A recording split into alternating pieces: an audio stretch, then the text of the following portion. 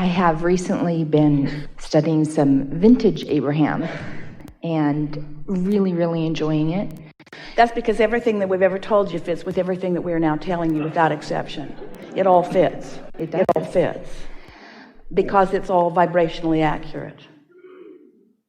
Which means it is always vibrationally in keeping with the law of attraction. Infinity and eternity is timeless. To further expand it, yeah. One of the focuses I've been listening to is about expectation. And in listening to it, I recalled that as I was growing up, I was told often, expectation diminishes joy. And I realized as I was listening to some of the... Well, not being in alignment with my own expectation diminishes joy. You're helping us to say something that we've never said before. Think about this vortex and think about your inner being there. And let's call that expectation.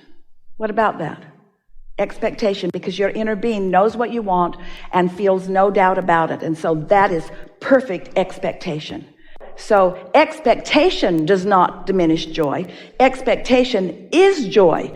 Being off of it vibrationally diminishes your joy. In other words, what that statement says is you cannot focus in opposition to who you are and all that you've become and feel good at the same time. We would call that a diminishment of joy. You cannot focus in opposition to who you really are and what the source within you knows you to be. When I was listening to it, I was extrapolating even further. What would have probably been more accurate to be told was expectation without belief diminishes joy. Well, expectation includes desire and beliefs. Expectation is the whole thing. Desire and belief all rolled together. That's what expectation is. And that's what your inner being holds. But a lot of times people use the word expectation when they doubt.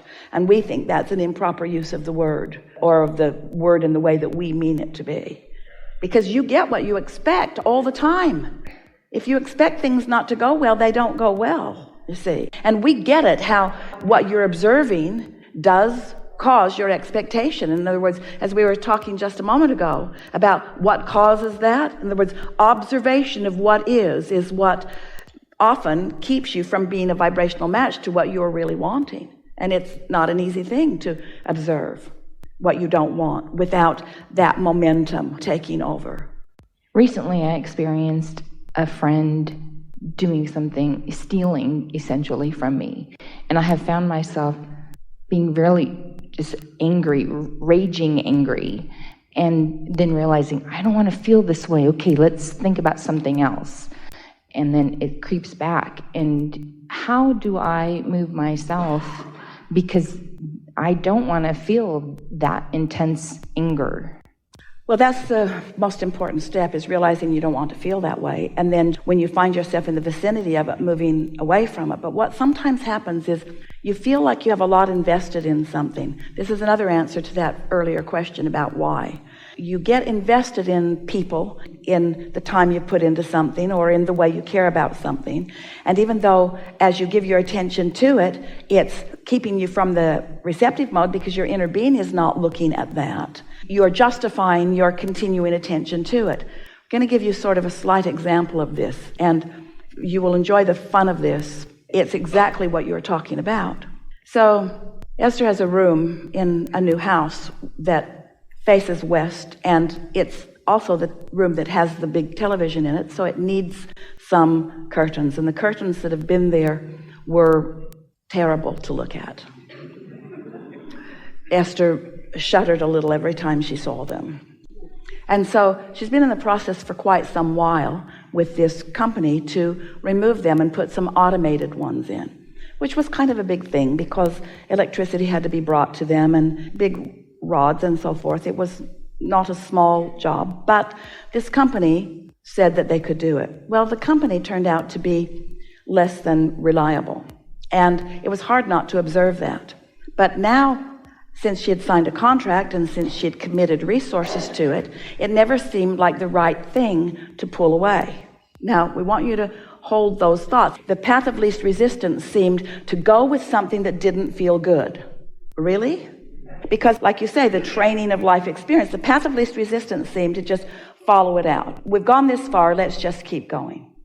So the order was placed, and then the draperies never came. They didn't come, and they didn't come, and they didn't come. And lots of excuses about why they didn't come.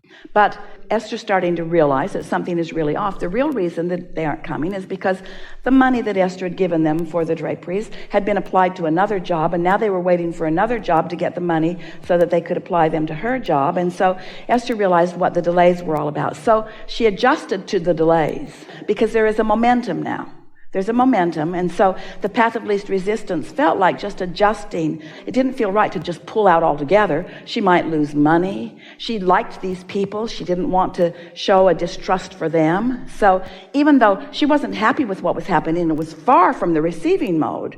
It just seemed like that was the easier thing to do. So she kept saying nice things to them and kept encouraging them and telling them that she knew that it would work out all right. And finally, she began getting the date that they were going to bring the draperies. And so she is thinking, well, this is turning out all right. Now, we want to say here that things that don't feel good never turn out right. That's just something that you'd have to know.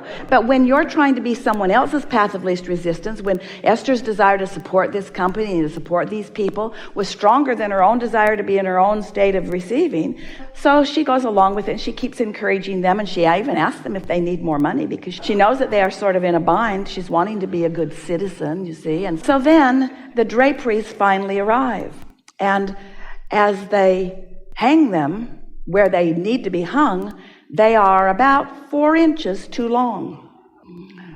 Well, Esther tried to be a really nice person about that. And she is saying, you know, I'm having some company soon, and I've been telling you about this for 8 months. And now here we are. And so are you going to be able to shorten these draperies in time for me?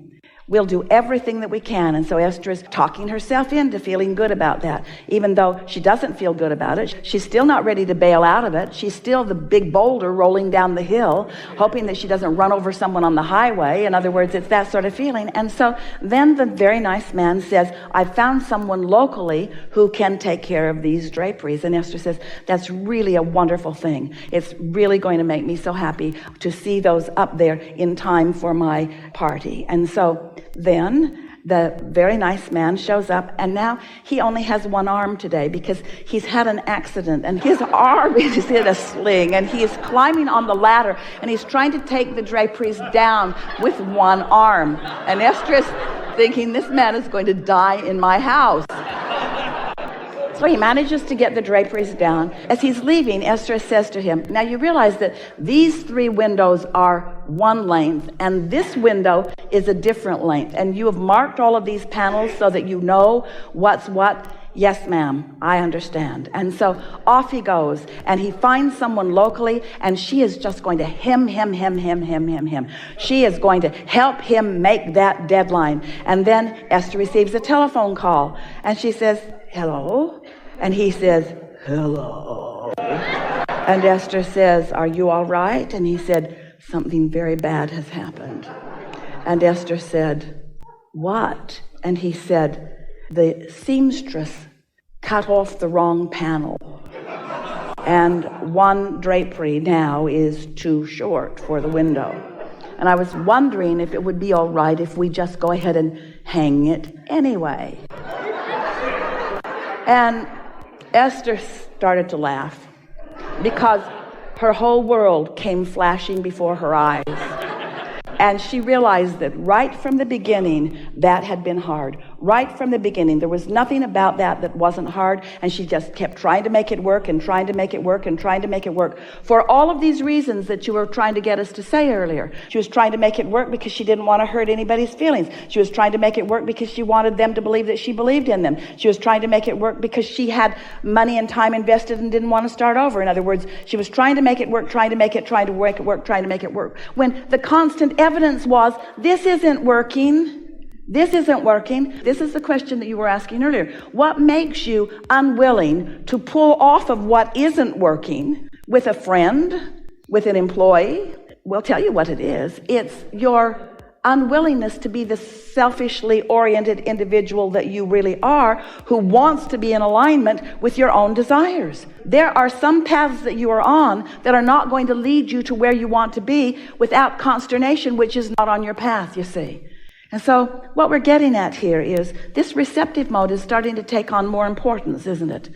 And the way the receptive mode takes on more importance is by having experiences like you are describing, and experiences that Esther has had that we are describing. In other words, it is through that experience that you begin to understand that you can tell when you're in the flow and when the cooperative components are coming to you. And you can feel when you're in the flow with something else and the uncooperative components are coming to you. Now, how did Esther's expectation get there? Well, there must have been something there that she didn't clean up right from the beginning, or that wouldn't have been there. And so that's why the worse it gets, the worse it gets, the worse it gets, the worse it gets, or the better it gets, the better it gets, the better it gets, the better it gets. That's why you want to start it the way you want it to end up. You want to get in tune with who you really are. And anything else, you just want to turn your attention from it, turn your attention from it, turn your attention from it. Esther could have saved herself months of consternation and ended up at the same place. In other words, she could have said months ago, just never mind about this, just never mind. It's like asking someone who is incapable of doing something to do it and then feeling bad because the person who you've asked to do it, who is incapable of doing it, can't do it. When there is a whole world of those who are capable of doing it out there that you have access to, just not now, while you're focused on the ones who are incapable of doing it. You see what we're getting at? So do I need to take responsibility that it's kind of my fault? Always. Always. Esther takes full responsibility for all of this. She felt every subtle and not so subtle part of this. She knows the part that she played in all of this. She was giving lip service to it. She was being very nice to them. She was sounding as cheerful as she could. She was trying to cheer them up. She even was wanting to support them financially. But she never got in the receptive mode about it, because the fact of the matter was she had expectations right from the get-go of how this was going to go, and it never changed. Her expectation never changed. So the question is, could she have gotten in the receptive mode, and could her expectation have changed? And if her expectation had changed, would different people have come into the mix? Yes. But she didn't do that. Her expectation followed what she was observing, even with all that she knows. But it won't happen like that again. That it doesn't sound as personal when it's drapes. It's not your friend going against you, you know? It doesn't. Except that you're missing this point. The drapes seemed like the subject, but these were interpersonal relationships. There were several people involved. She fell in love with all of these people. In other words, she cares about these people and this company, this dysfunctional company.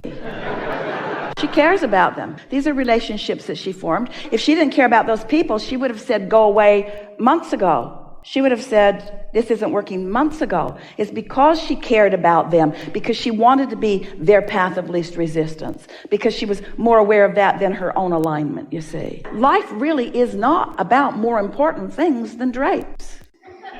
It isn't. It's just another set of drapes and another set of drapes and another set of drapes and another set of drapes. That's all it is. That's all life is. Life just makes you want drapes. Esther could justify till the cows come home. She can justify. There's no way that she's ever going to make them understand that drapes matter.